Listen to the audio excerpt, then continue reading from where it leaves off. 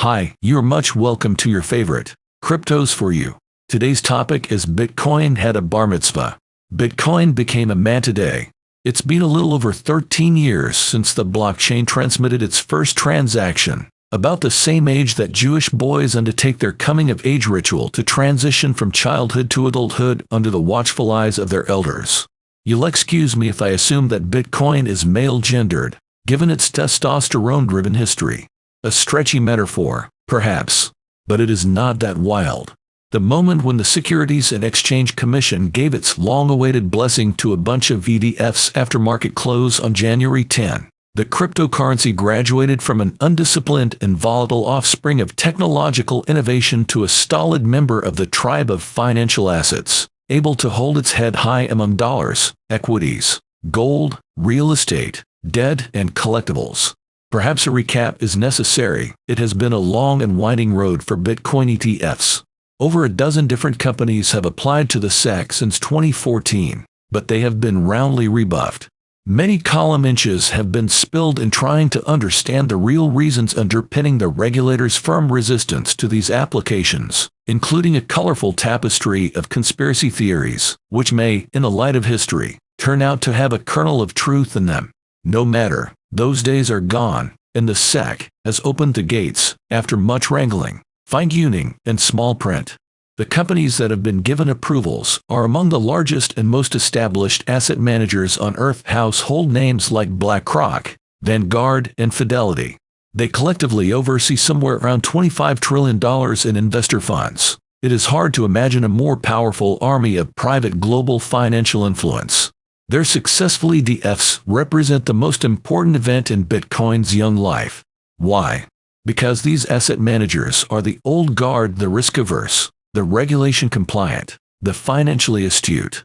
They have been doing this for a long time, and when they decide to place their money somewhere, everyone takes notice, including the most important gatekeepers of all, the financial advisors who steer their clients' money to safe harbors.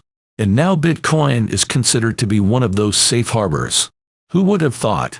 It is with no small amount of satisfaction, even glee, that those of us who have long been convinced of Bitcoin's value watch this unfold. We have felt bruised and battered by the rolly eyes, the snickering, the general derision for more than a decade. It feels good, finally, to say I told you so. However, there is also a smidgen of regret as we watch Bitcoin become partially subsumed into the financial system that it was originally meant to replace. To be sure, most people couldn't give a damn about this entire subject, but they should, because at the very least the hundreds of billions that will flow into this new asset over the next few years has to come from somewhere, and that will be from existing assets and investments, and that will mean some value dilution of current portfolios. How is this going to unfold? Consider this.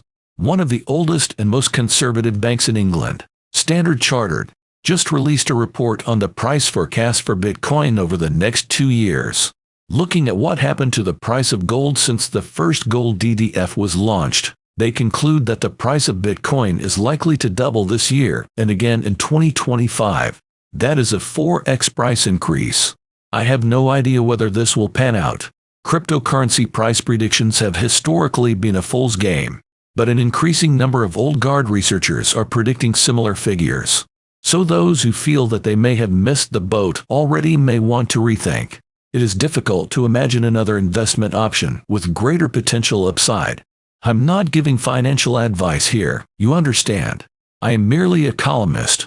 Dan Moorhead, CEO of Pantera Capital, Michael Saylor, CEO of MicroStrategy, and other financial leaders have all used phrases like the most asymmetric trade in history, meaning massive upside and limited downside. I don't know, there's many a slip twixt cup and lip and all that, but the logic is unassailable. These huge financial institutions are so sure of the pent-up demand that they have now entered a bidding war with each other as to who will offer the lowest annual fee.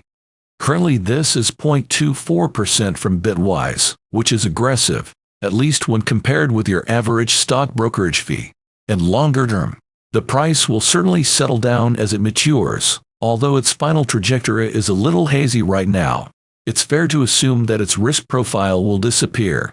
Its youthful indiscretions will be forgotten, and as every parent hopes for their child, it will become a productive member of society, fulfilling an investment purpose unfilled by others.